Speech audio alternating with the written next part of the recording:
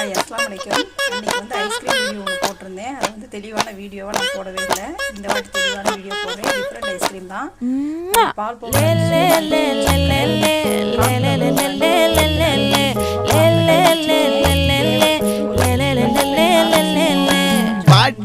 என் பொட்டல முட்டாயே, சின்ன ரத்தின கொட்டாயே, உன் குங்கும பொட்ட மேல வச்சாயே.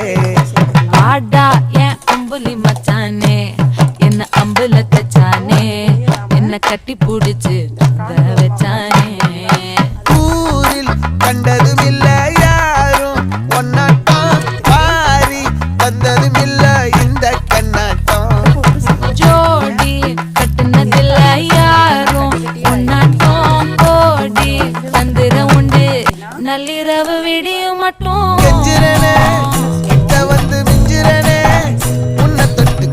இதை அப்படியே ஃபேன் காற்றுல வச்சு நல்லா ஆறிடணும், சூடு இருக்கக்கூடாது. நான் வந்து 4 ஃப்ளேவர் சேர்க்க போகிறேன். மிக்சட் ஒன்று, ஹார்லிக்ஸ் ஒன்று, பூஸ்ட் ஒன்று, அது போக ஒயிட் வெண்ணிலா ஒன்று. பால் பவுடரை வந்து மிக்சியில் போட்டு இதை ஒரு சுற்றிக்கலாம். பாருங்க, மிச்சம் இருக்கிறதையும் ஊற்றி பால் பவுடர்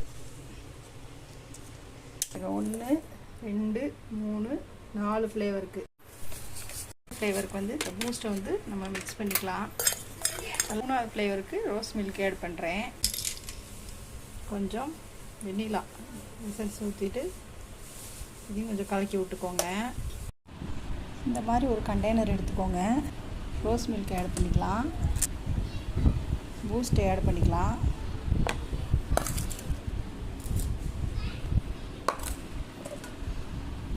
நாலாவது மறுபடியும் வெண்ணிலா வந்து மறுபடியும் ஒரு டைம் ஊற்றிக்கலாம். மறுபடியும் முதல்ல இருந்து கலர்ஃபுல்லாக இருக்குது. இப்போ நம்ம வந்து நட்ஸை கொஞ்சம் லைட்டாக அப்படி தூவி விட்டுருவோம். தூவி விட்டு என்ன ஆயிரும். அதனால் நான் ஒரு 4 மணி நேரம் தான் வைப்பேன். நீங்கள் வந்து உங்கள் ஃப்ரிட்ஜத்தை அந்த மாதிரி 4 மணி நேரம் இல்லைன்னா 8 மணி நேரம் விட்டிங்கன்னா சூப்பரான ஐஸ்கிரீம் ரெடி ஆயிடும்.